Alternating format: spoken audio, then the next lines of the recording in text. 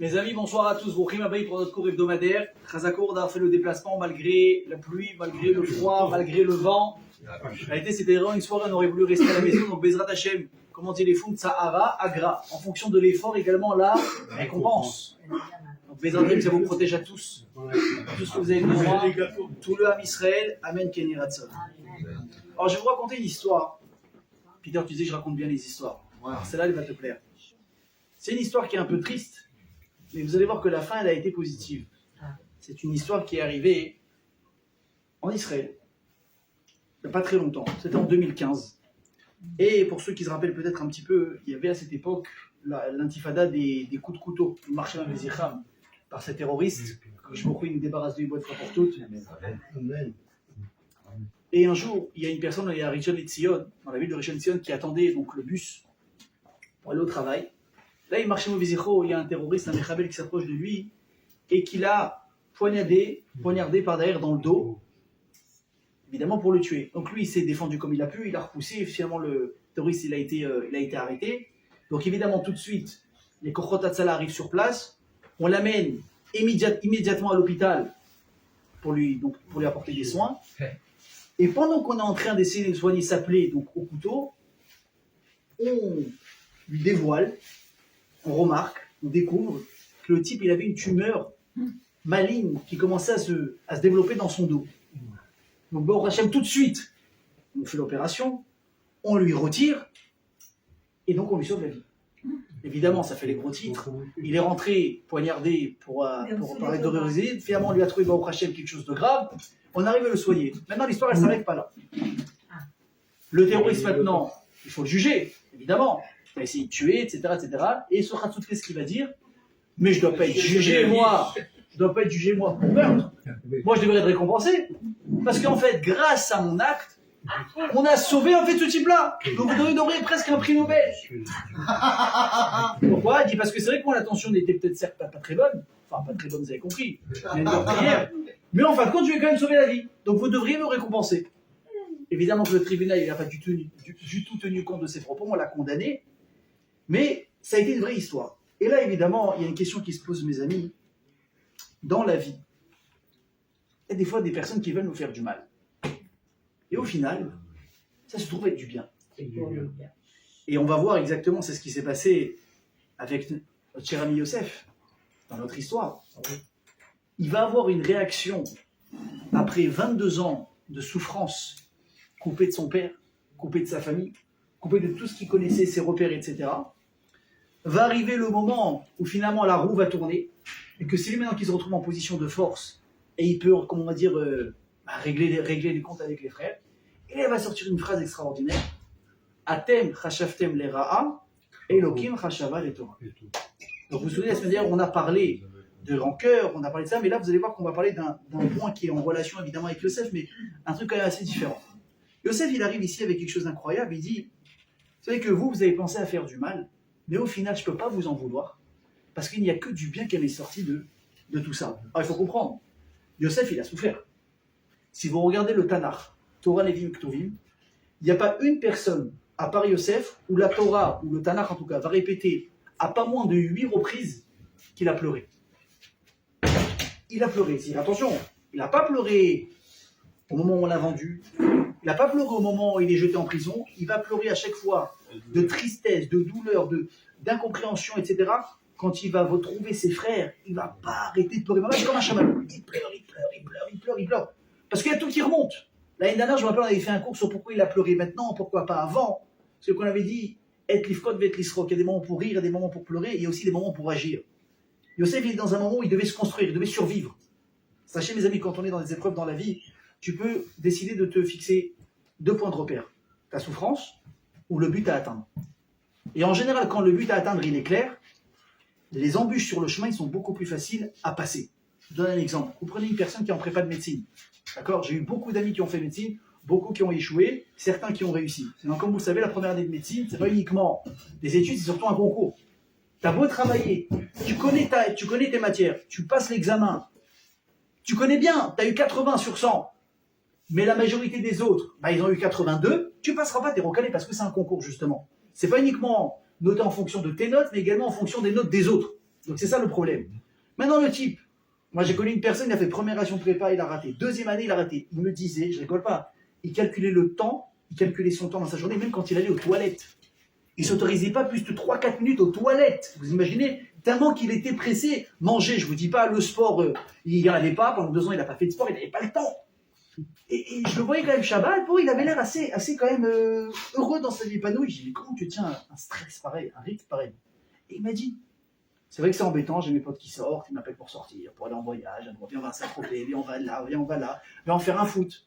Je dis, mais moi j'ai pas le temps. Je fais, mais t'es pas déprimé? Il me dit, alors, des fois c'est difficile, mais j'ai un but clair. Je vais réussir ma prépa de médecine. Bon, en réalité, il n'a pas eu. Hein. Ni la première année, ni la deuxième année. Malheureusement, il a été recalé, finalement, il s'est reconverti en, si je ne me trompe pas, en notaire. Il est rentré en droit, après il a fait le notariat, bon c'est pas mal aussi. Il n'a pas réussi. Mais qu'est-ce qu'il a fait tenir en tout cas pendant tout ce temps-là? Le but qui s'était fixé. Vous prenez aujourd'hui des gens qui sont millionnaires. Vous savez combien de temps ils ont vécu dans l'ombre, ces gens-là? Pourquoi? Parce qu'ils avaient un but à atteindre. Pas de vacances, pas de resto, économie, pas de nouvelle voiture, pas de maison, pas de nouveaux fauteuils, rien. Même prenez, vous savez quoi, prenez l'exemple du quotidien. Là, on parle de médecine, on parle d'études. Prenez une personne qui veut juste un petit peu, je ne sais pas, améliorer son mobilier. D'accord? Il voudrait par exemple acheter un nouveau fauteuil. Ok? Ça coûte de l'argent. C'est pas un type qui roule sur l'or. Il va être obligé de faire des économies. Donc on va se refuser les restaurants, on va se refuser peut-être les petits kiffs du quotidien. Les enfants, ils veulent peut-être des yaourts un peu exceptionnels, on pourra pas leur acheter tout le temps parce qu'on va prendre le moins cher. C'est embêtant, oui. Mais au Sofo d'abord, quand tu vas finalement passer commande au magasin et qu'un mois après tu reçois ton beau salon qui est tout neuf, tu es heureux, tu es content. Pourquoi? Parce que l'effort en valait la chandelle. Parce que j'avais un but ici. Yosef, mes amis, pendant tout le temps où il était vendu, il était banné à droite à gauche, il avait un seul but, survivre. Ne pas être brisé parce qu'il est en train de passer. Et c'est ça qu'il a tenu. Maintenant, à la fin, quand il est finalement arrivé au sommet du sommet, là, finalement, il rencontre ses frères, et là, il s'effondre. Il y a tout qui ressort. Et là, on voit à quel point, avec du recul, toutes ces années, combien il a souffert, mais il a tout gardé à l'intérieur. Donc, il a souffert. Donc, il en veut à ses frères quelque part. Vadaï que oui, la Torah ne peut pas le nier. Mais d'où il trouve les forces de dire une phrase comme ça? Atem chashavtem le ra'a elokim chashava le tova. Vous avez pensé à faire du mal, mais finalement, il n'y a que du bien qui en est sorti. Ben, c'est vrai. Mais vous m'avez fait du mal.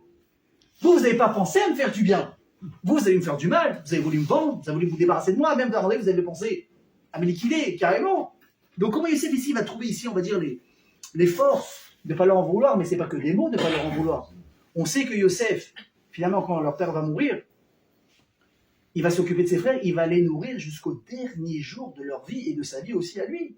Maman, il a pris vraiment, il a redonné une situation de haine en amour illimité. Combien de fois on peut rendre service à quelqu'un, même à son propre frère ou à sa propre sœur? Il a des problèmes, tu vas l'écouter, tu vas prendre du temps, tu vas essayer de les soutenir. Et tu vas dire, bon écoute, à un moment donné, vous êtes bien gentil, je vous aime, je t'adore, t'es mon frère, t'es ma sœur, mais j'ai une vie, je suis occupé, je suis pas le bon Dieu, je peux pas. Lui, toute sa vie, Yosef, il a passé à aider ses frères et ses sœurs. Selon le Midrash, il avait aussi des sœurs. Comme si ça a toujours été une famille soudée. Déjà, en ça c'est un exploit. Même les familles soudées, Baruch Hashem, eux-mêmes, ils ont une limite. Combien je peux l'aider? Je l'ai reçu pendant les vacances, ça y est. Et des fois, vous voyez, même les propres enfants, des fois, je vois des gens, ils sont contents, ils reçoivent les petits-enfants et les enfants à la maison. Pendant le mois d'août, parce qu'ils habitent à Natania, les autres, ils habitent à Paris. Alors, au début, c'est l'euphorie, on est content, on va au resto, on va au Kika, on les amène à la plage. Donc, déjà, tu vois, première semaine, il y a des sourires sur tous les visages. Et au fur et à mesure, tu vois que le sourire, il passe des grands-parents. Même après, les parents, ils n'en peuvent plus. Il n'y a que les petits-enfants qui ont gardé, parce que c'est quoi? C'est glace, pizza, film, plage, Picard, et c'est le kiff. Mais tu vois, à la fin, les grands-parents, au bout de 3 ans, quand ils partent, ils disent, maman! Qu'ils soient, comment il dit en hébreu, Shiobrim. Ah là là, que le bon Dieu les protège, que le bon Dieu les protège, que le bon Dieu les protège. Ils ont besoin maintenant d'un mois pour se remettre du mois de vacances qu'ils ont passé avec leur famille. Et ça, c'est dans une ambiance normale. Alors imagine quand il y a des rancœurs de 20 ans. Combien de temps tu peux faire preuve de patience et d'amour envers quelqu'un? C'est limité. Pourtant, Yosef, il l'a fait. Ça veut dire que la phrase qu'il est en train de dire ici, je vous en veux pas, c'est pas juste des mots. C'est une réalité. Maintenant, comment on arrive à un truc comme ça? Parce que, on va se dire les choses honnêtement, hein. D'en vouloir à une personne quand elle nous fait du mal, c'est peut-être le ressenti, le plus, j'ai envie de dire, le plus vrai, le plus humain, le plus instinctif qu'on peut ressentir. Malassot, tu m'as fait du mal. Je peux pas te dire merci. C'est pas possible. Alors on a un dilemme. Pourquoi? Parce que d'un côté, ce régèche, ce ressenti, il est naturel. Tu m'as fait du mal, j'ai envie de t'en vouloir, j'ai envie de m'énerver, j'ai envie de te crier dessus. D'un autre côté, on sait quand même que la colère, la rancœur, c'est condamné par la Torah. Pour tout ce qu'on a expliqué. Alors la question, c'est vrai qu'en théorie, c'est faisable. Mais en pratique, ça marche comment? D'où on va trouver des forces aussi incroyables pour arriver à ça? Alors, on va rentrer dans le vif du sujet, on va rappeler un peu l'histoire. Combien de temps Yaakov a finalement passé avec son fils en Égypte? 17. Béchalom, 17 ans. Vaïchi Yaakov, Be'eretz Misraïm, Sheva Esre Shana. Yaakov va vivre 17 ans en Égypte. Et Chazal vont nous préciser pourquoi est-ce que la Torah dit Vaïchi Yaakov. Pourquoi est-ce que Yaakov a vécu? Parce qu'en réalité, Yaakov à ce moment-là, il a commencé vraiment à vivre pleinement sa vie. Vous imaginez la vie qu'il a eu, Yaakov? J'ai regardé un peu la paracha Shabbat. J'ai dit, mais c'est pas possible. La vie pourrie qu'il a eue, Yaakov Avinu. Alors c'est vrai qu'au début, il était jeune, il était chez papa et maman, il a étudié à la Yeshiva, 13, 15 ans, ça se passait bien. À partir du moment où il a pris sur lui la mission de sauver tout simplement l'avenir du Ham Israël, en prenant la Bechora, le droit d'aînesse de Esav et les brachot qui vont avec, parce qu'il a compris qu'il allait faire n'importe quoi, il a vécu que l'enfer. Il a dû quitter la maison de ses parents. Il s'est enfermé, étudié 14 ans. Il avait déjà plus un rond parce qu'on sait qu'il s'est fait braquer par son neveu pour faire croire qu'il était mort, etc. De là-bas, il part chez Lavan, 20 ans. Il est arnaqué, on le tourne en bourrique, on le trompe une fois, 2 fois, il veut une femme, on en donne une autre, etc., etc. Il s'en va, son beau-père il le pourchasse encore. Il se débarrasse de Lavan au bout de 20 piges, il retrouve Lavan, Esav qui veut lui faire la peau, ça fait déjà 20 ans. Il a peur, il stresse, il n'en peut plus, il n'est pas bien. Finalement, il se débarrasse de Esav. Il arrive chez lui, il veut se poser enfin avec sa famille, et hop, on a les problèmes avec Yosef et ses frères. Et donc tous les jours, c'est quoi? C'est éteindre les incendies. Il n'a pas dit, attendez, c'est pas grave, truc, machin. Et ensuite, une fois qu'il croit que c'est terminé, on prend Yosef et on le vend. Et encore combien de temps? 22 ans de souffrance.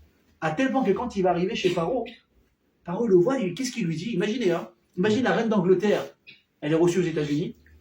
Bon, elle est à Shalom, elle est morte. Mais imaginez, elle arrive chez Trump, d'accord? Ou chez Obama à l'époque. Donc, voilà, rencontre diplomatique, il y a des codes, il ne faut pas marcher devant la reine, il faut marcher derrière la reine. Moi, il y a plus tout tralala. Imaginez que même les mots, ils sont pesés, quoi. Ça doit être que du tménique sur tménique sur tménique. Et là, imaginez Trump avec tout le culot qu'on lui connaît, et qui va dire comme ça en anglais devant tout le monde. Il va voir la reine d'Angleterre. Mais quel âge vous avez pour être aussi vieille? C'est pas possible. Mais vous imaginez les gros titres.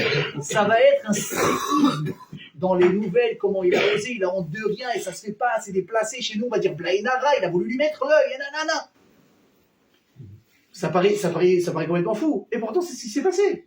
Yaakov Avinu, le père de Yosef, le petit-fils de Abraham, le fils de Yitzhak, la Gdoucha est sur son visage.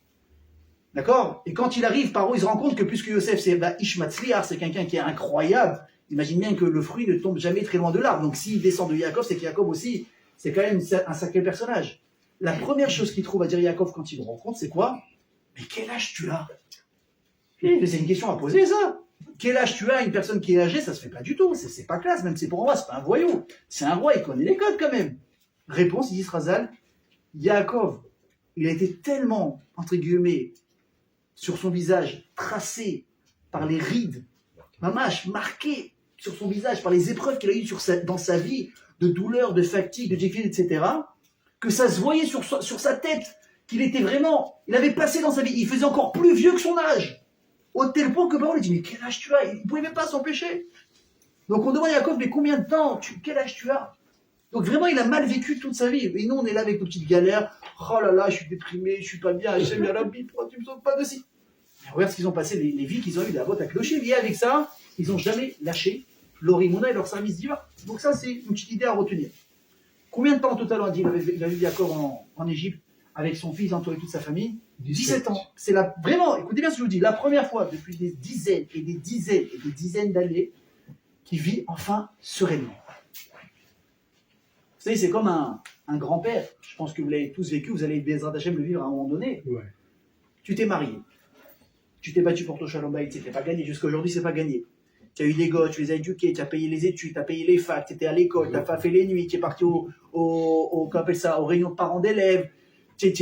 Bon, ok, tu as passé des vertes et des pas mûres, tu n'en peux plus, tu les as mariés, truc, machin, tu les as aidés.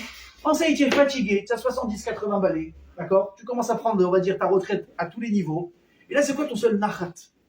La satisfaction que tu as dans ta vie, c'est quoi? C'est assis à ta table de Shabbat. ou à la table de fête, et de voir, voilà, tes enfants, bien mariés, comme on dit, et bien mariés, autour de toi, ils sont heureux, ils sont contents, ils sont tous bien habillés, bon, Hachem, chacun a une petite situation, ils s'en sortent, t'as les petits-enfants qui sont là avec des chants Manishtana, Pessah, Keshmer Shabbat, Shabbat, Mamie c'est bon, Papi c'est bon, les bonbons, c'est ça ton kiff, d'accord ou pas? À un moment donné, ce qui t'intéresse, c'est quoi? C'est uniquement de voir tes enfants et de les voir entre eux, Béchalom. Le reste, tu as compris que ça n'a pas d'importance.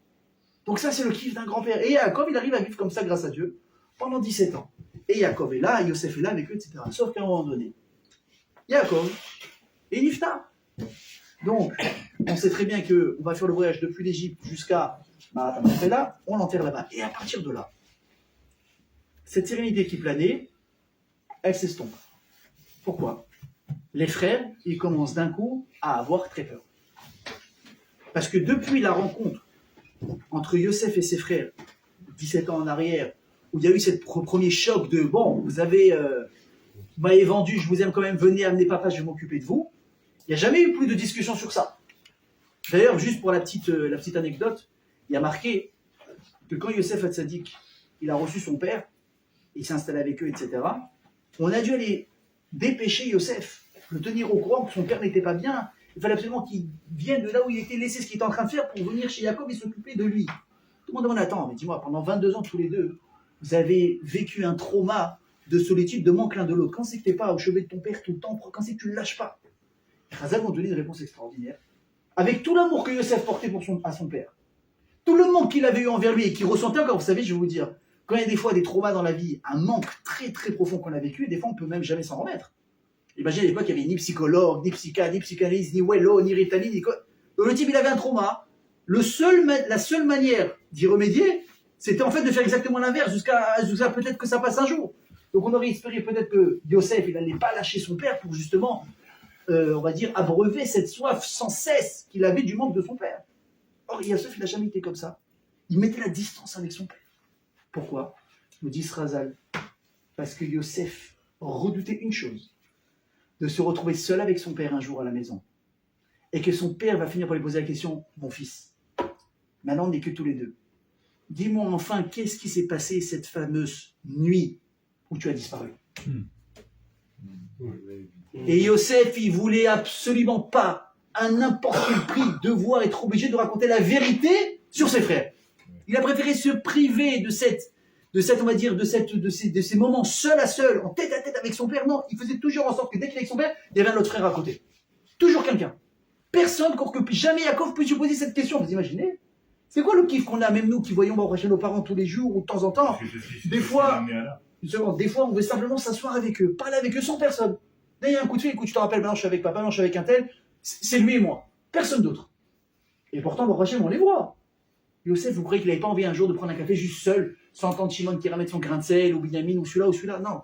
Il a dit, tant qu'il n'y a personne avec moi, je n'y vais pas. Il s'est refusé ce bonheur. Et voilà que Yaakov et Niftar, les frères ont très peur de quoi? Peut-être que maintenant que papa est parti, il va se venger de ce qu'on lui a fait il y a des années en arrière. Et ils ont très peur. Alors, pourquoi ils ont très peur? Chazal dit parce qu'il s'est passé deux choses. La première, c'est que quand ils sont partis enterrer Yaakov et qu'ils sont revenus, ils sont passés par où? Par l'endroit où ils avaient mis Yosef dans le puits cette fameuse nuit. Et qu'est-ce qu'on voit qu'il fait Yosef? Il est donc avec son carrosse, etc., son cheval royal, appelez ça comme vous voulez. Il fait arrêter tout le régiment sur le retour de l'enterrement. Il s'arrête, il descend, il s'approche du puits, il regarde à l'intérieur. Des années après. Des années et des années après. Et les frères commencent à trembler. Qu'est-ce qu'ils disent? En fait, il n'a jamais oublié. Il ne nous a jamais pardonné. Il est en train de se remémorer ce qu'on lui a fait. Oh, il va voler. Qu'est-ce qui nous attend au retour? On est mort. Deuxièmement, Yosef, il change de comportement. C'est-à-dire, on rentre en Égypte. Avant, il y avait une habitude familiale. Tout le monde mangeait ensemble. Les frères, Yosef, Yaakov. À partir du moment où Yaakov est Niftar, Yosef, il se retire dans son palais. Avec sa famille, son garim, son noyau, il ne déjeune plus comme avant avec ses frères. Donc là, qu'est-ce qu'ils disent les frères? On est mort, ça y est, il a changé de comportement, il met de la distance, il est moins présent. Je veux dire, même c'est des choses qu'on ressent au quotidien avec les gens. Des fois, tu vois le type, il te répond au téléphone, WhatsApp rapide, tu l'appelles, il te rappelle. Et d'un coup, il y a un petit chat noir qui est passé entre vous un jour, il y a un mot comme ça qui a fusé, qui n'était pas à sa place, tout d'un coup, il n'y a plus de Shabbat Shalom le Shabbat, il n'y a pas un petit WhatsApp, tu l'appelles, frérot, je suis occupé, je te rappelle plus tard, il ne te rappelle pas, tu le vois, il est tout le temps pressé, tu te dis, enfin, j'invente pas là, il y a un vrai problème. Et Yosef aussi, il commence un peu à disparaître. Donc les frères se disent, on est mort. Donc qu'est-ce qu'ils vont faire? Ils vont inventer une histoire qu'il n'y a jamais eu. Ils vont voir Yosef et lui disent, tu sais, papa, il nous a dit de te dire quelque chose avant de mourir, c'est de ne pas nous en vouloir pour ce qu'on t'a fait il y a des années en arrière. Maintenant, on sait très bien que Yaakov n'aura jamais rien dit. Parce qu'une fois, Yosef ne lui a jamais parlé, même si au fond de lui, certains veulent dire que Yaakov avait compris ce qui s'était tramé cette nuit-là, il n'y a jamais eu de choses qui avaient été mises sur la table, de reproches clairs, etc. sur ça. Ok? Mais eux, comme ils ont peur, ils inventent, entre guillemets, un testament moral de leur père. Ils vont voir Yosef, ils lui disent, tu sais, papa, il nous a demandé de te demander de ne pas nous en vouloir sur ce qu'on a fait. Pourquoi? Parce que c'est leur dernière en fait défense qu'ils ont pour pas que Yosef leur fasse la peau. Respecte encore une fois une dernière fois papa. Et là, Yosef va les surprendre. Il leur dit, mais de quoi vous parlez?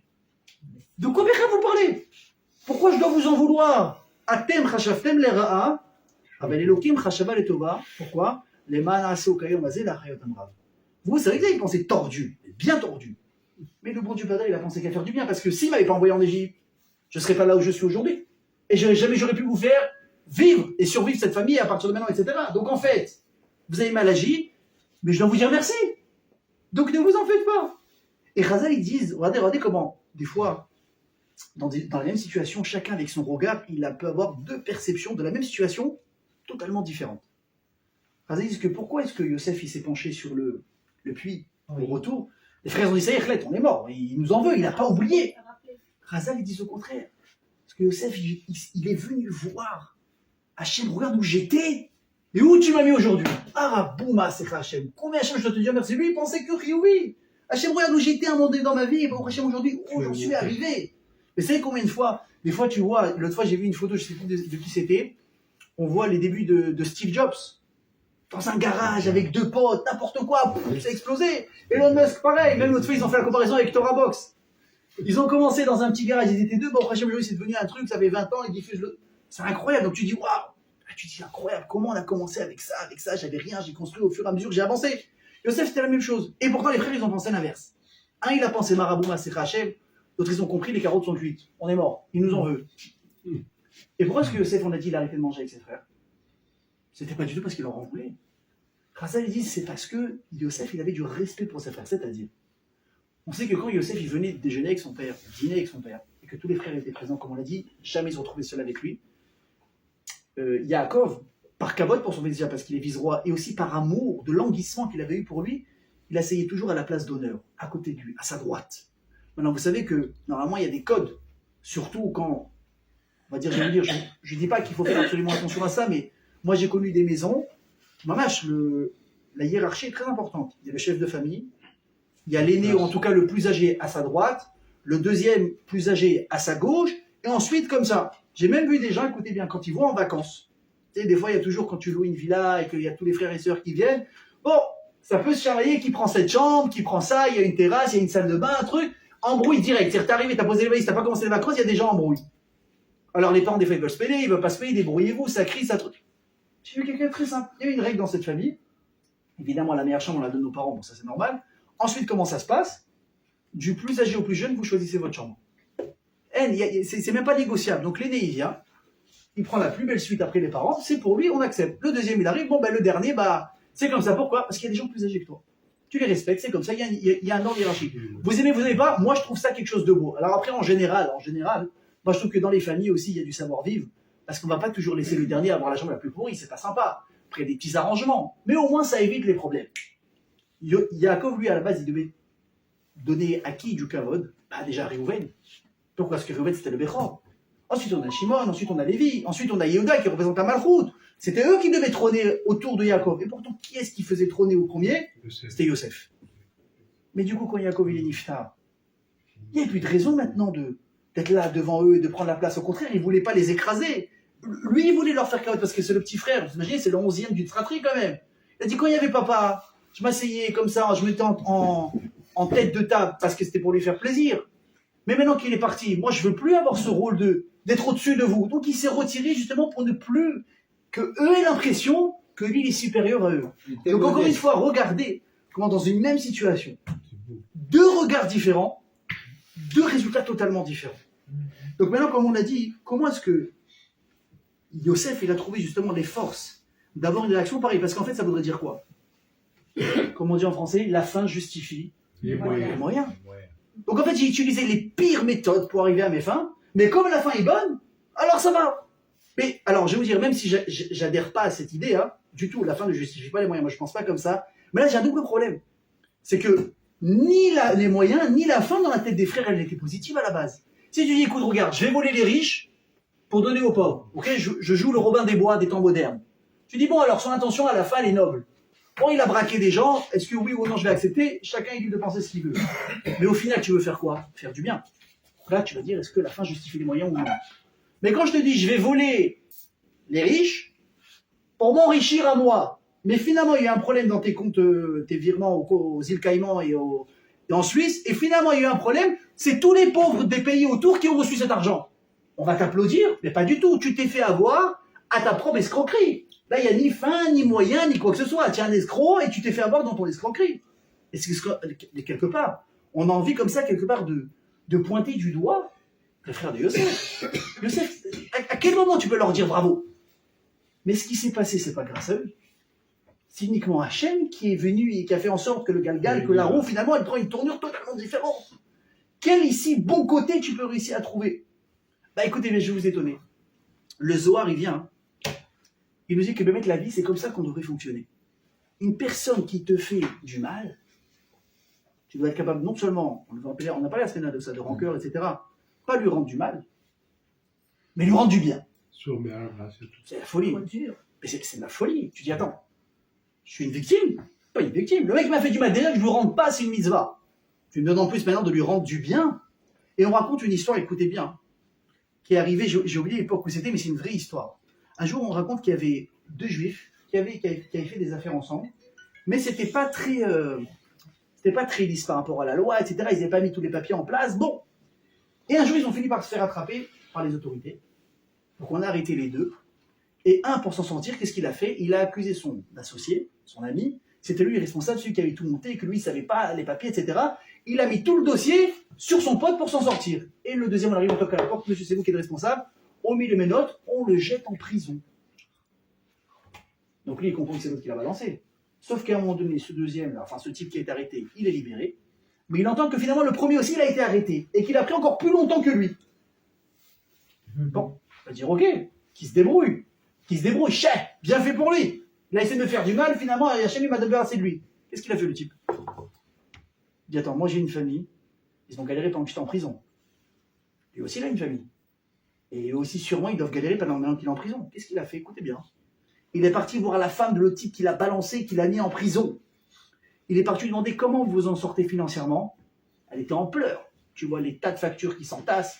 Impayé, attention, dernier avertissement, rouge, on va vous couper l'électricité, l'eau, machin, on n'a pas de quoi faire les courses, les couches, je te dis même pas. Elle dit, ah bon, c'est comme ça? Le type, il a fait en sorte de payer tous leurs besoins quotidiens jusqu'à que l'autre, il sorte de prison. T'as compris le niveau? Le Zohar, il dit, mes amis, c'est comme ça qu'il faut réagir. Quand une personne, elle te fait du mal dans la vie, tu dois être capable de pas seulement de pas lui rendre de mal, de lui faire du bien à la place. Alors tu dis, bon, je veux bien, mais à quel moment je dois attendre la deuxième jour parce qu'on m'a mis une gifle? C'est à ce moment-là que tu sanctifies Dieu. Alors, ça c'est bon en théorie, mon ami Yehuda. C'est bon en théorie, mais là on essaie de comprendre le sens profond de comment ça fonctionne. Quand tu fonctionnes comme ça, au final, même la personne qui est en face de toi, elle se sent complètement dépassée par la situation. Oui, ça c'est vrai, mais encore une fois, il faut être capable. Regarde. C'est justement montrer la hanava qui est à l'intérieur du personnage et qui fait passer directement. Encore une fois, dans l'idée, évidemment que c'est magnifique, c'est beau, ces trucs, machin. Et celui qui peut réussir, moi je dis kolakavod. Mais encore une fois, on parle de 0,01% de la population. Maintenant, on essaie de comprendre que comment arriver justement à appliquer ça, même si c'est difficile. Il y en a qui le font naturellement. Là, tu dis, mais c'est impossible. Donc, on essaie d'essayer de donner un kéli à celui qui n'est pas capable de réagir comme ça. Et encore une fois, pourquoi est-ce que c'est difficile? Parce qu'il y a des situations en plus de ça. Le seul moyen que tu as d'un petit peu râler sur la situation que tu es en train de vivre, c'est d'en vouloir à la personne. Tu ne peux pas aller voir les autorités parce que tu n'as pas de preuves. Tu ne peux pas t'en prendre à lui parce qu'il est plus fort que toi. il s'est protégé, il t'a tout fait porter le chapeau, surtout. La seule chose qui te reste maintenant, c'est quoi? C'est crier. C'est lui en vouloir, c'est espérer que peut-être que le jour où il aura besoin de toi, tu vas lui dire, ben non, je serai pas là. C'est humain, j'ai envie de vous dire. Comment est-ce qu'on peut arriver à ça? Alors le Zohar, il dit que Bémet Yosef, il a pardonné ses frères. Ben, je vais vous apprendre un chidouche. Rabbeinu Bechaye, il n'est pas d'accord avec le Zohar. Il dit, tu sais que de dire que Yosef a pardonné à ses frères, c'est faux. Pas une fois c'est marqué dans la Torah, et c'est vrai en plus, que Yosef a dit, je suis moché. Pas une fois dans la Torah c'est marqué que Yosef a dit, je vous pardonne. Non, il a dit, vous avez pensé mal faire. Finalement, Hachem, il a fait du bien. Mais ça veut dire, je vous pardonne? Non. Et d'ailleurs, c'est une preuve que je vais vous amener à ça aussi. Parce que c'est la raison pour laquelle il y a eu aussi plus tard, à l'époque, comme vous savez, Rabbi Akiva, etc., il y a eu les 10 martyrs. Il a fallu ici pardonner la faute des frères qui n'avaient jamais été expiée. Vous connaissez un petit peu l'histoire, je la rappelle rapidement. On est à l'époque des Romains. Les Romains donc interdit d'étudier la Torah, ça continue à étudier. On va arrêter les plus grands Talmidei Chachamim de l'époque, des Tanaïm. Et on leur dit quoi? On leur dit, écoutez, vous devez... Non, ils disent, on va vous poser une question. C'est quoi? Elle dit, selon votre Torah, regardez comment ils sont rusés, marchez même les Réchaïm. Vous posez une question, c'est vous qui répondez. Comment dans la Torah on juge une personne qui a volé une âme, volé une personne, kidnappée, et qui va la vendre en esclave? Comment est-ce qu'on juge ça? Ah oui, ils ont dit, dans la Torah, c'est marqué, il faut le tuer, mot yumat. Il est passible de mort. Elle dit, ah oui, si c'est comme ça, alors vous allez être passible de mort pour réparer la faute que les 10 frères ont fait à Yosef. Ils ont kidnappé une âme, ils l'ont vendue, ils devaient trahir Mita, or ils n'ont pas été tués. Vous, quand vous êtes les 10 pères de la génération les plus grands, il n'y a que vous qui pouvez pardonner la faute des frères de Yosef. Imaginez ou pas? Et on connaît tous l'histoire que Rabbi Shmuel Cohen Gadol, il ne savait pas s'il devait accepter ou pas la Xéra, il a dit à ses copains, venez, on va pas se prendre la tête. Il a dit aux Romains, donnez-nous 3 jours. Juste donnez-nous 3 jours. Pourquoi faire? On a besoin de prendre conseil. Bon, de toute façon, le conseil est fait, hein, y a pas, la messe est dite, comme on dit. Rabbi Shmuel Cohen Gadol, il s'est préparé. Il a fait ce qu'on appelle Aliyat Neshama. Lui, il est resté, son âme, elle est montée au ciel, et il est parti demander au Malachim et à Hachem, est-ce que ce qui se passe là maintenant, c'est une Xéra qui va passer, ou c'est une Xéra qui doit s'accomplir et on doit l'accepter? On leur dit, Xérahim, il est fanal. Hachem a dit, c'est une Xéra que vous devez accepter, parce que c'est comme ça que ça doit se passer. Les 10, vous allez partir en capara pour les 10 frères. Donc ils sont redescendus. Rabbi Shmuel Cohen Gadol a dit, les amis, ça sert à rien de lutter, parce que ça a été décidé dans le ciel, donc on va simplement se rendre et accepter la décision divine. Bon, vous imaginez le niveau. Donc en fait, ici, tu vois quoi? Tu as une vraie discussion entre les Mefarshim, entre la Kabbalah, entre le Pshat, etc. Est-ce qu'ici, il y a eu Mechila, ou il n'y a pas eu Mechila de la part de Yosef? Est-ce qu'il y a eu, on les a pardonnés, on a oublié ou non, en fin de compte? Parce que c'est vrai que quand tu regardes le texte, il n'y a rien d'explicite. Alors regardez, je vais vous amener un petit cas d'Akha qui est très sympathique. Selon le Zohar, on a l'impression de dire que on ne faut pas se fier à la kavana d'une personne, à la pensée, mais surtout à ce que finalement il en découle en réalité. Ah, je vais vous poser une question. Si une personne, elle est partie pendant Shabbat, pêcher du poisson, est-ce qu'on a le droit de pêcher ou de chasser pendant Shabbat? Bah là, que non. Donc c'est un histoire de la Torah, on est tous d'accord. Très bien. Maintenant, le type, il jette son filet, du moment où il retire les poissons, en fait, on se rend compte qu'il a sauvé un bébé de la noyade. Est-ce qu'il est chayav ou est-ce qu'il est patour? Alors, si je donne la réponse, la parole à tout le monde, ça va partir dans tous les sens. Le Rambam, il dit que ce type-là, il est patour. Pourquoi? Parce que c'est vrai que lui, il a pensé à faire une mélacha qui est interdite. Mais du fait qu'au final, il a sauvé une âme juive, ça le dispense de la vera qu'il comptait faire. Et il veut dire c'est pareil sur Yosef. C'est vrai que les frères de Yosef, ils ont pensé à faire mal, mais au final, comme ils lui ont quelque part sauvé la vie et qu'ils se sont tous sauvés eux-mêmes, on ne peut pas les rendre coupables de ce qui s'est passé. Sauf que tout le Mefarshim Islam, il crie, il dit jamais sacrilège. Comment le rabbin, tu peux dire un truc comme ça? Il y a quand même une grande différence. C'est quoi? C'est que dans le même masque, attention, faites de la Gemara là, dans le même acte de pêche qu'il y a eu avec nos amis les poissons, dans le même acte, dans ce même coup de filet, tu as fait la Avera, mais tu as fait la mitzvah, tu as sauvé une personne, ça c'est vrai. Mais on ne parle pas que tu as pêché, tu as tiré tes poissons, et 15 minutes après, tu es parti faire du bouche à bouche à un bébé. Ce sont des actes qui n'ont absolument rien à voir, on est d'accord? Oui, tu que c'est pareil. Est-ce qu'ils l'ont vendu? Oui. Est-ce qu'ils étaient prêts à se débarrasser de lui? Oui. Est-ce qu'ils voulaient qu'il meure? Oui. Au final, 20 ans après, on a fait que Yosef il s'en est sorti. Comment tu peux relier comment on appelle ça, la Totsa'a?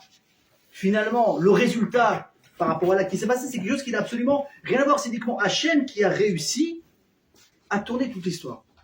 Et là, on arrive, mes amis, à la réponse extraordinaire. Et ça va vous mettre un autre regard, pas uniquement sur les frères de Yosef, mais sur la vie en général. Il faut comprendre que sinon on croit que la pensée des frères de Yosef, ou de Yosef lui-même, Chas v'Shalom, elle a été mauvaise, depuis le début on s'est trompé. Yosef, il a compris une chose, c'est que jamais, au grand jamais, les frères de Yosef ont voulu lui faire du mal. C'est pas possible. Les faits, ils sont là. L'historique, elle est là. Tu les as vendus. Je vais vous prouver ça. On ramène l'histoire un jour, un petit machal qui est sympathique, de deux frères qui s'aimaient beaucoup au début, qui habitaient l'un en face de l'autre, et qu'un jour, comme beaucoup de familles, ils se sont disputés. Alors un conseil, quand il y a une dispute, c'est vrai qu'il ne faut pas... Chazal, ils disent que « En mefasim adam et shat karaso ». Il ne faut pas essayer de raisonner une personne au moment où il est énervé. Pourquoi? Parce qu'il n'est pas là. Il n'est pas là. Tu lui parles, tout ce que tu vas dire, il ne va pas accepter, il va rejeter, il va renier, etc. Laisse tomber, ça ne sert absolument à rien. Par contre, une fois que le type il va mieux, tu peux aller maintenant lui parler et commencer à essayer de le remettre en état. Très bien. Mais si tu laisses 20 ans qui vont passer entre depuis ta dispute et maintenant, personne n'aura plus le courage de devoir se parler. Et malheureusement, c'est ce qui s'est passé avec ces frères-là. Ils se sont disputés, ils se sont séparés. Avec le temps, les choses se sont dégradées. Et à un moment donné, il y avait un espèce de fleuve qui passait entre les deux. Donc, il y avait une distance. Mais un voyait la maison de l'autre, toujours. Un jour, il y a un type qui est parti louer à un ouvrier. Il me dit, s'il te plaît, tu vois les pierres qui sont là? Tu en prends, tu en fais une muraille, je ne veux plus voir la tête, ni de mon frère, ni de sa maison, ni de ses gosses, ni de sa femme. Je veux pouvoir l'oublier. Quand je vous mets voler, je veux tout voir, à part lui en peinture. Le type, il dit, ok. Mais non, je ne sais pas si le type, il était un peu... Soit peut-être qu'il avait pris un Turc qui ne parlait pas français, ou il a pris un Polonais qui ne parlait pas hébreu, je ne sais pas ce qui s'est passé. Le type a compris à l'envers, qu'est-ce qu'il a fait? Au lieu de faire un mur, il a fait un pont qui passait au-dessus de ce fleuve. Il a fait un guéchère entre son frère et l'autre frère. Alors, attendez, le type qui a employé l'ouvrier, lui, il est parti à la plage ce jour-là. Il a dit, voilà, je vais arriver, je vais voir une muraille. Et en attendant, arrive le deuxième frère. Et il voit que son frère, c'est le premier, il a fait construire un pont entre sa maison et la sienne. Donc il a dit, mon frère, il veut faire le shalom. Il s'est préparé, il a mis du parfum, il a acheté des fleurs, il a acheté des gâteaux, il a acheté des petits fours, il a fait sortir le champagne, tout ce que tu veux. Son frère, il arrive encore bronzé, là, de la plage avec la marque du soleil.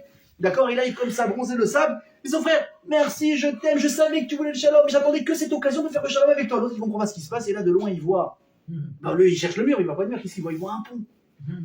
Il comprend ce qui s'est passé, et finalement, quoi? Il accepte de se réconcilier avec son frère. Pourquoi est-ce que je vous dis ça? Parce que, mes amis, la Torah nous apprend quelque chose d'important. C'est dans peut-être 95% des gens. Écoutez bien ce que je vous dis là. Je ne peux pas dire 100% malheureusement, j'aurais aimé. Mais on va dire à 90 voire 95% des fois où les gens nous font du mal, c'était pas voulu à la base. Pourquoi? Parce que pourquoi une personne se dispute avec toi?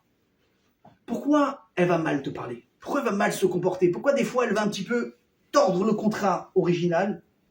Parce qu'elle a eu peur, elle, de se faire léser. Parce qu'elle a eu peur, elle, de se faire avoir. Parce qu'elle a eu peur, elle, de perdre quelque chose qui était cher à ses yeux. Elle a eu peur que tu lui prennes, elle a pris avant toi. Vous savez quoi, je vais vous dire mieux que ça. Dans une dispute verbale, verbalement, on échange quelques mots qui commencent un petit peu à se tendre, et là, d'un coup, boum, une insulte, boum, un truc, boum, boum, boum. Ça prend des ampleurs, oh là là, les ampleurs que ça prend. Pourquoi? Quand le type, il va se calmer au final, il va dire, mais je voulais pas dire ça. Mais je me suis senti tellement agressé, tellement attaqué, tellement rabaissé, tellement vexé, tellement brisé, j'essaie de rendre. Pourquoi? Simplement en hébreu, les gonen. Pour me protéger. Il y a des gens, écoutez bien, moi je connais des gens, je les vois marcher dans la rue, mais j'ai l'impression qu'ils sont hautains, qu'ils sont forts, qu'ils sont solides, ils sont snobs, ils sont tranchants dans leurs paroles. Quand tu les connais un petit peu, c'est un chamallow. C'est insensible, c'est une sensible, elle a peur de tout, elle n'a aucune confiance en elle. Mais elle montre exactement l'inverse. Pourquoi? Elle dit, c'est la seule manière que j'ai de me protéger. C'est de montrer une personne que je ne suis pas. Parce que si les personnes elles voyaient vraiment qui j'étais, je me prendrais, ils faisaient ce qu'ils voudraient de moi. Des personnes, mes amis, qui se disputent, c'est des personnes qui ne savent pas parler. Et des fois, on arrive à des conséquences énormes. Pourquoi? Parce que simplement, j'ai voulu me protéger parce que j'ai cru que tu voulais du mal. Vous savez combien de fois, moi, je l'ai vécu. Tu parles à une personne, elle te dit quelque chose, tu dis, mais putain, ça va pas, tac, tac, tac, mais tu dis, mais ça va pas, ça monte dans les tours. Tu arrives à une dispute. Finalement, quand tu trouves le moment de reparler, et tu reviens sur l'incident, tu dis, regarde, ça a commencé pourquoi? Parce que tu m'as dit cette phrase. D'accord? Tu te dis, ouais, j'ai dit ça. Toi, tu essaies de refaire, si tu arrives encore à revoir une question, tu m'as dit ça, j'arrive comme ça. Pourquoi tu m'as dit A et moi je t'ai dit B? Elle dit, mais moi je t'ai jamais dit A. Tu dis, comment ça tu m'as dit cette phrase? Tu dis, mais moi je pensais à un tel, pas à un tel. Oh. Je dis, mais c'est pas possible. Dis, mais moi je pensais complètement autre chose. Comment t'as interprété mal? Et toi, tu es parti, tu as commencé à lui ressortir une truc. C'est quoi? Le manque de communication. Donc déjà, le manque de communication, évidemment qu'il est là. Mais à part le manque de communication, il y a surtout aussi, des fois, comme je vous l'ai dit, simplement le ressenti. Et des fois, devoir se protéger de l'autre, parce qu'on a l'impression que l'autre, des fois, veut le faire du mal. Mais ça aussi, c'est à tort. Ça veut dire, écoutez bien, il y a très peu de gens, il y en a malheureusement, mais il n'y en a que très peu dans la globalité qui veulent vraiment faire du mal à une personne en face. Il y en a, qui s'occupent d'eux, ils leur fassent faire ces choses-là, c'est le plus important. Il y a des personnes qui veulent faire du mal, ils veulent prendre ce qui n'est pas à eux, ils veulent s'accaparer ce qui n'est pas à eux, etc., etc. Ils calculent personne, c'est des égoïstes. Il y en a. La Torah, elle est faite pour quoi? Pour apprendre à se comporter, parce que naturellement, des fois, on a des mauvais côtés. Et un jour, j'ai entendu une très belle phrase qui disait, Hachem, si les fautes n'existaient pas, quel aurait été le sens de ta teshuva? C'est-à-dire que fauter, c'est humain. Mal faire et se réparer, c'est notre rôle. Faire teshuva, c'est pas fait pour les chiens. Donc, le mauvais côté chez la personne, elle existe. Et il y a des gens, malheureusement, qui vont l'utiliser. Mais Chazal, il nous dit, tu sais quoi, dans la globalité des gens, la majorité ne te veulent pas du mal à la base. Ils ont juste mal agi sur le moment parce qu'ils ont mal compris la situation.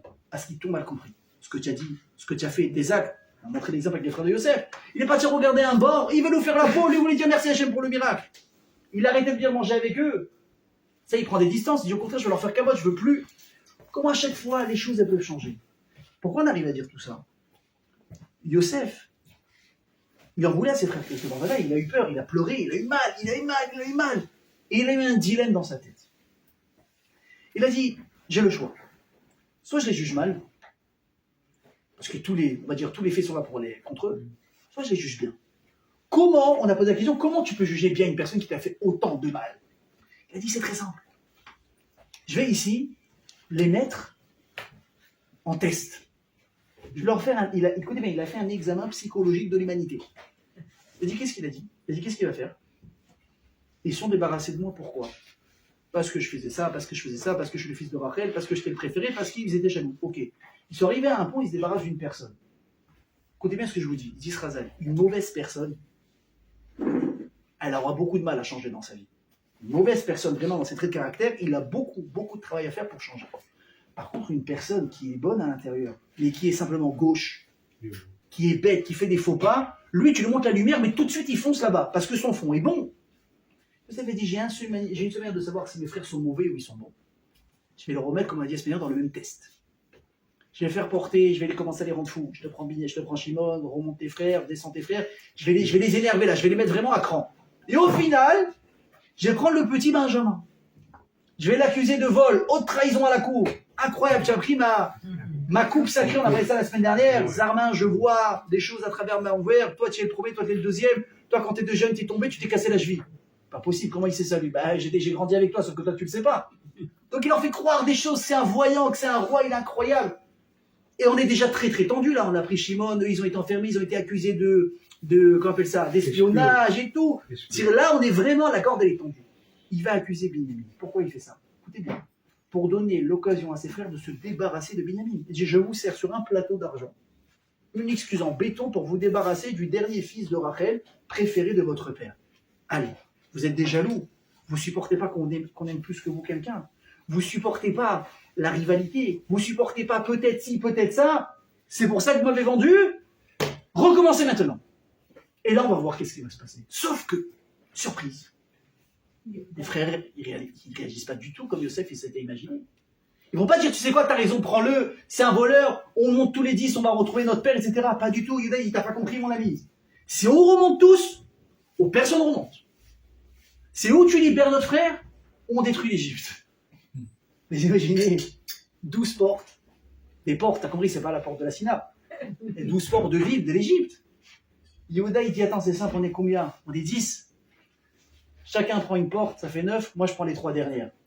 On va plier l'Égypte en 2. C'est fini, on va finir. Ils avaient une force extraordinaire. Ils auraient pu faire la guerre. Ils ont dit, Yosef, t'as pas compris, on va pas chercher la facilité. Qu'est-ce qu'on va chercher? La vérité. Ce qu'on a fait il y a 22 ans, cette nuit noire qu'on essaie d'oublier, on le refera jamais. Pourquoi? Parce qu'en réalité, on n'a jamais voulu du mal à notre frère. On a cru qu'on devait se protéger de lui parce qu'il était mauvais. On a mal interprété ces choses. On a dit que c'est vrai, ils étaient là pourquoi? Pour prendre le dessus sur nous.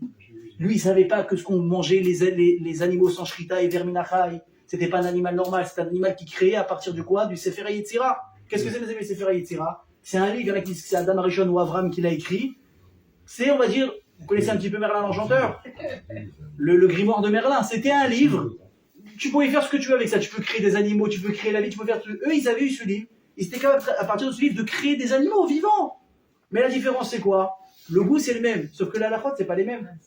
Si tu fais une shrita, un animal ou pas, vous savez que quand on fait un animal, par exemple, on fait une shrita, il y a ce qu'on appelle Issour et Verminachai. Ça veut dire, tu peux pas prendre un animal qui est comme ça, lui arracher une patte, la manger alors qu'il n'a pas eu la shrita, qu'il n'est pas mort. D'abord, tu fais la shrita, t'attends qu'il meurt. Ensuite, tu prends, tu commences à le découper. Lui, ouais, qu'est-ce qu'il faisait? Il faisait shrita ou pas? Il prenait. Il dit, mais papa, tes enfants, ils mangent taref. Mais lui, il faisait ça pourquoi? Parce qu'il avait peur qu'il fasse des avérotes.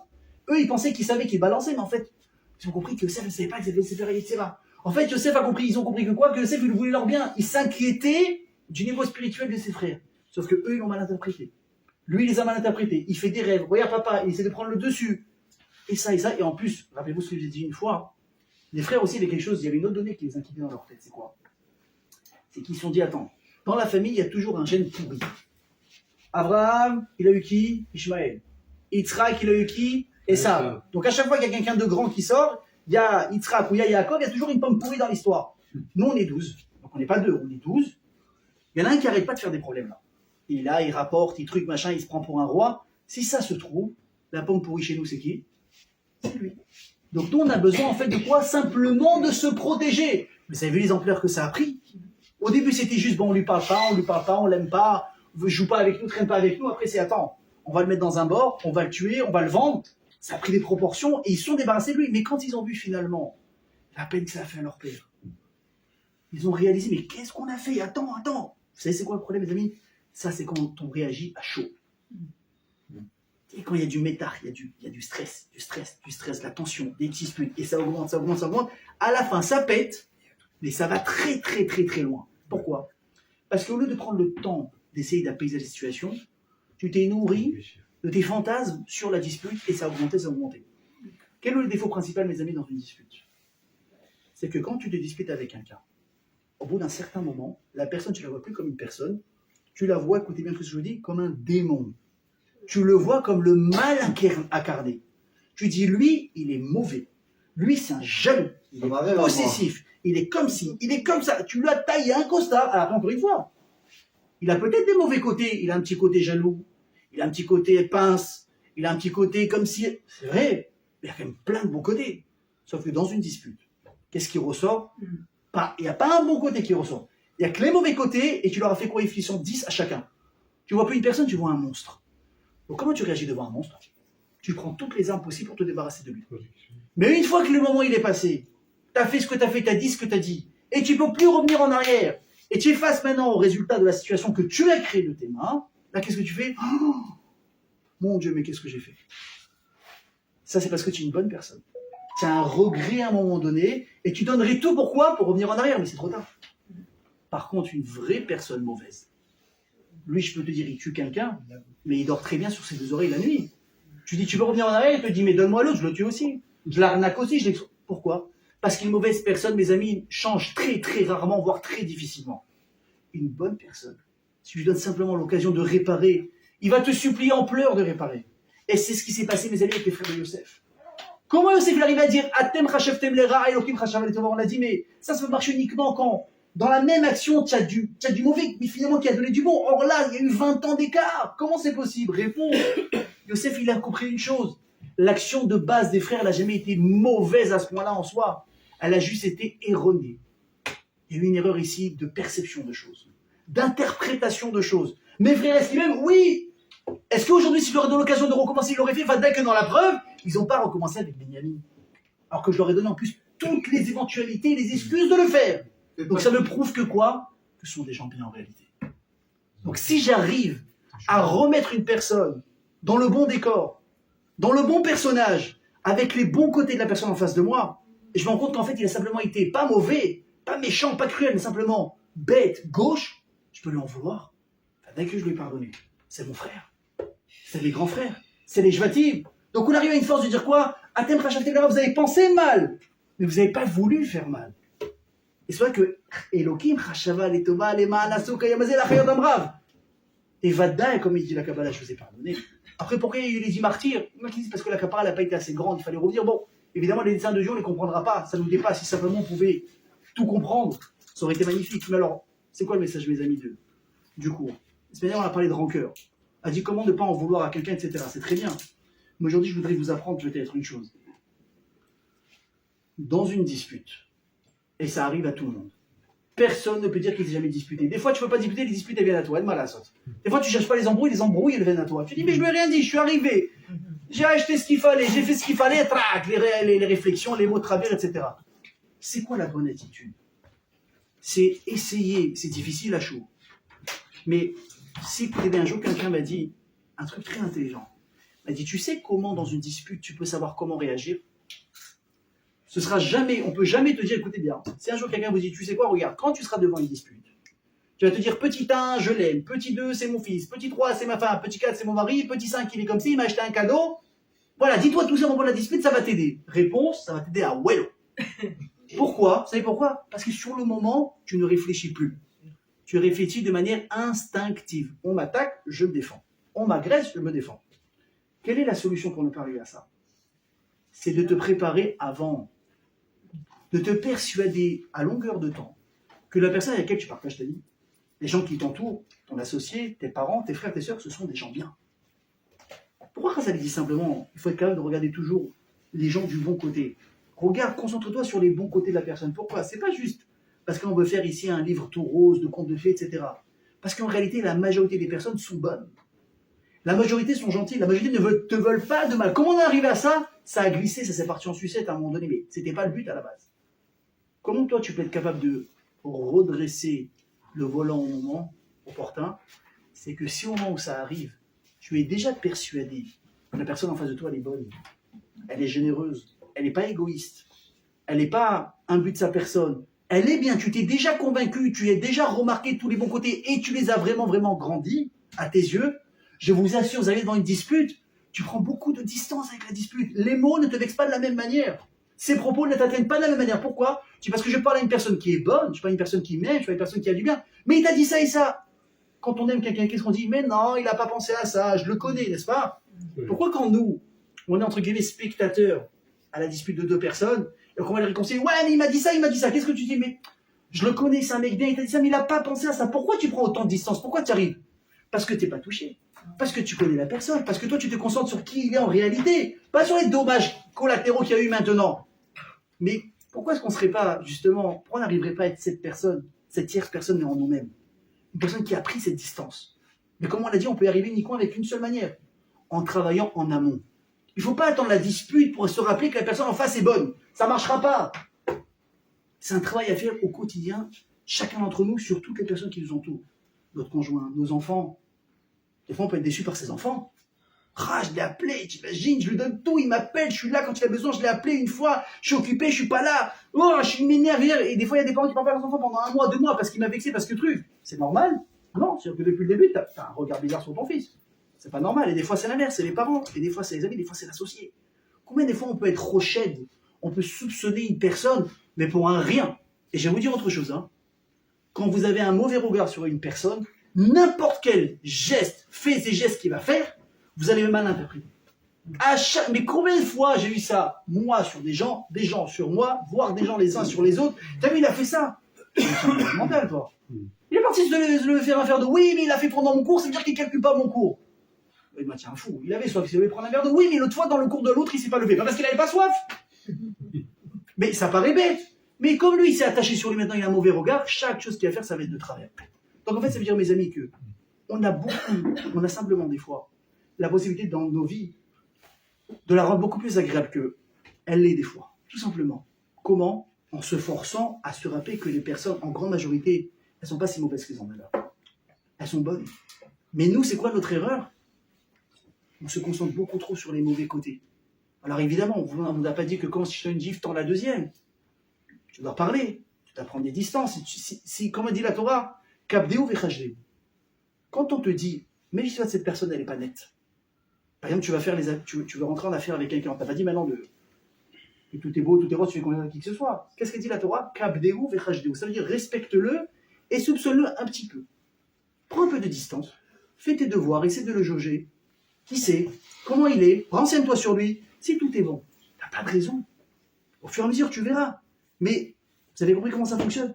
Donc rappelez-vous, les amis, on peut rendre notre vie beaucoup plus meilleure. On peut moins en vouloir aux gens à partir de maintenant. On peut même réussir peut-être avec du recul, pardonner à certaines personnes. Mais il faut simplement remettre ici, dans la balance, le bon équilibre des bons côtés et des mauvais côtés. Amen. Kenny Ratzon, Razak Baruch et Shabbat Tov, mes amis.